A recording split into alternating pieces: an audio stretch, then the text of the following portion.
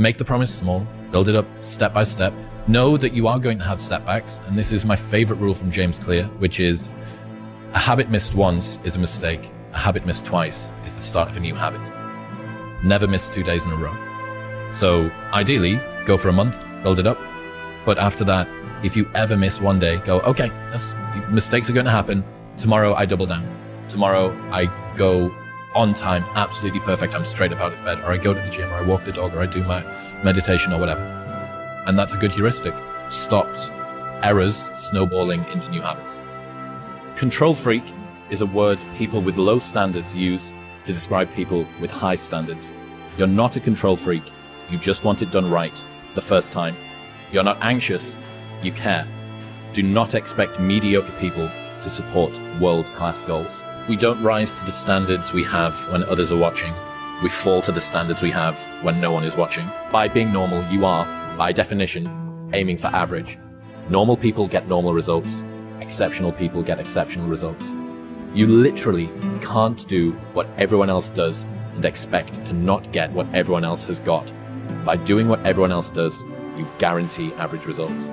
Goggins said this in the episode with me, and it gave me chills when he said it. He was like, it's so easy to be successful nowadays because people are weak. Yeah.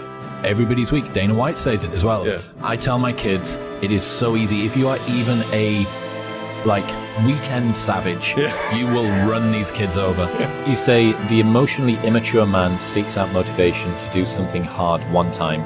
The emotionally mature man uses discipline to do something hard 1,000 times. Discipline eats motivation for breakfast. You don't need motivation. It's great if it arrives. It's some extra fuel on the fire. But discipline is the thing that you need. What would you tomorrow want you today to do? You tomorrow would want you to keep that promise to yourself. And it's why discipline is so much more valuable. I remember this conversation between Jocko Willink and Sam Harris 6 years ago. And they're talking about how you can't fake bravery. Because if you do a thing, in spite of being scared of doing the thing, that is bravery. Right? There's no such thing as fake bravery. Like if you do the thing and you're scared, that's bravery. If you don't do the thing and you weren't scared, that's not bravery, right? The same thing goes for discipline. Doing the thing in spite of not wanting to do the thing is discipline, right? You don't need motivation to get yourself up to go and do a thing. If you haven't gotten what you want, then you're not worthy of it, period. And that's okay. Now you can admit that you suck and improve. Better to know you're bad for a season than pretend you're good for a lifetime. You're not making as much money as you want because you're not as good as you think you are. You're not struggling from imposter syndrome. You're a student and pretending to be a teacher. No students say they feel like frauds for trying to learn.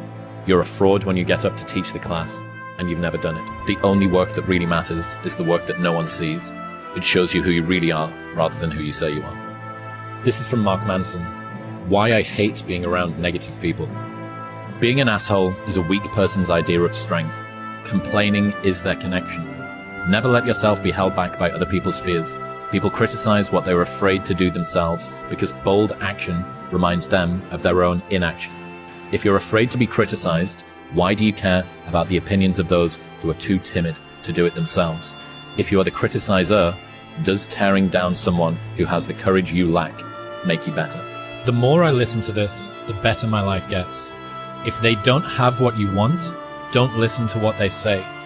There's no greater waste of time than justifying your actions to people who have a life you don't want. Everyone is jealous of what you've got. No one is jealous of how you got it. There's no perfect way to live your 20s. You either live them up and become an underskilled 30-year-old, or you work them up and become an underlived 30-year-old.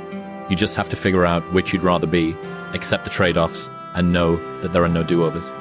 If my life was a movie and someone were to watch it, I hope they'd be inspired to take risks, not just risks to achieve success, but embrace feeling, both pride and shame, fear and excitement.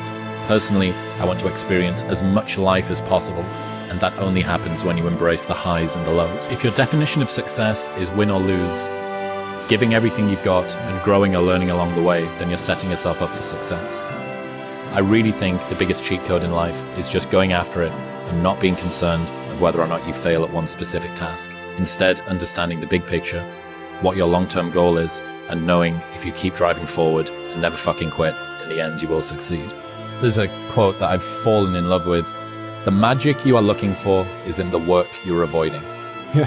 Fuck, dude. The magic you are looking for is in the work you're avoiding. I'm astounded by how many people want to be spectacular in life but also want to be normal.